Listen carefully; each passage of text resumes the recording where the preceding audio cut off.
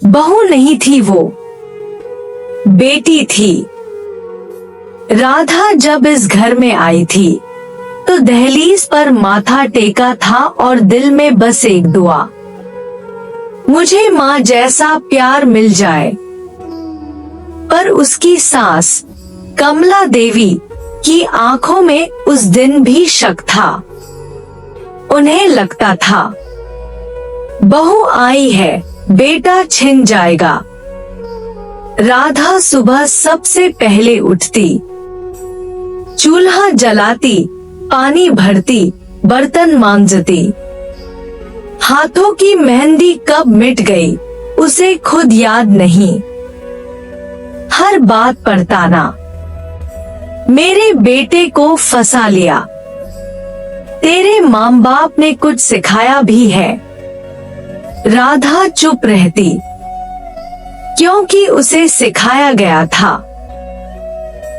औरत का गहना उसकी सहन शक्ति होती है। एक दिन राधा बीमार पड़ गई, तेज बुखार, बदन में दर्द। फिर भी कमला देवी बोली, नाटक बंद कर, काम कर। राधा काम करते करते गिर पड़ी। अस्पताल में पता चला वो माँ बनने वाली थी, लेकिन बहुत देर हो चुकी थी। डॉक्टर ने कहा अगर पहले लाते तो बच्चा बच जाता। कमला देवी की आंखें झुक गईं। उन्हें अपनी जवानी याद आई। वो भी कभी ऐसी ही रोती थी और उसकी सास भी पत्थर दिल थी।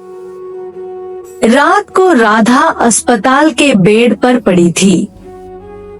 कमला देवी ने कांपते हाथों से उसका माथा सहलाया। पहली बार बोली, बेटी मुझे माफ कर दे। राधा ने धीरे से कहा, माँ मैं तो बस बेटी बनना चाहती थी। ये सुनते ही कमला देवी फूट फूट कर रो पड़ी। कुछ दिनों बाद राधा मायके चली गई। वो वापस नहीं आई। आज कमला देवी हर सुबह पूजा करती है, राधा की सलामती मांगती है। घर में सब है, बस बेटी की हंसी नहीं। और कमला देवी आज भी खुद से कहती है, अगर मैंने उस दिन बहू नहीं बेटी समझा होता तो आज मेरा घर सोना नहीं होता। गांव के बाहर एक छोटा सा कच्चा घर था। उसी घर में रहती थी सीमा। सीमा की शादी बड़े अरमानों के साथ हुई थी। मायके में सबने कहा था, अब हमारी बेटी राज करेगी अपने ससुराल में। लेकिन किसी को क्या पता था, वो घर उसका नहीं, उसकी परीक्षा बनने वाला था। शादी के पहले दिन, शादी के दिन सीमा के हाथों में मेहंदी थी, आंखों में सपने थे। ससुराल पहुंची तो सब ठीक लगा। सास ने माथे पर हाथ रखा, ससुर ने पानी दिया। सीमा ने मन ही मन कहा, भगवान शायद मेरी किस्मत अच्छी है। लेकिन ये सिर्फ पहला दिन था। कुछ महीनों बाद धीरे धीरे सब बदलने लगा। सास के ताने शुरू हो गए, तू मायके से क्या लाई है? हमारे घर की रीत नहीं जानती क्या? इतनी चुप क्यों रहती है? बोलना नहीं आता? सीमा सब सहती रही। सोचती थी शायद समय के साथ सब ठीक हो जाएगा। पति की चुप्पी।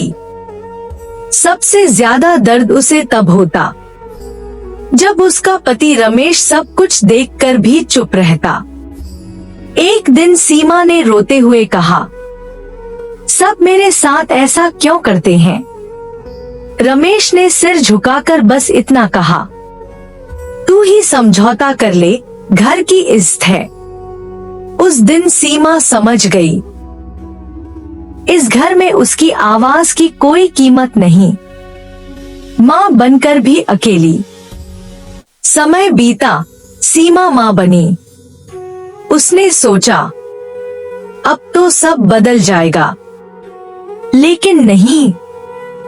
बच्चे के रोने पर भी सास चिल्लाती, तेरा बच्चा है, तू संभाल। बुखार में भी सीमा काम करती रही। रात को बच्चा गोद में, आंखों में आंसू, मायके जाने की मनाही। एक दिन सीमा बहुत बीमार हो गई। उसने कहा, माँ के पास कुछ दिन जाना है। सास ने गुस्से में कहा, हमने तुझे काम करने के लिए लाया है, घूमने के लिए नहीं। उस रात सीमा ने चुपचाप आसमान देखा और पहली बार भगवान से शिकायत की। टूटती हुई सीमा।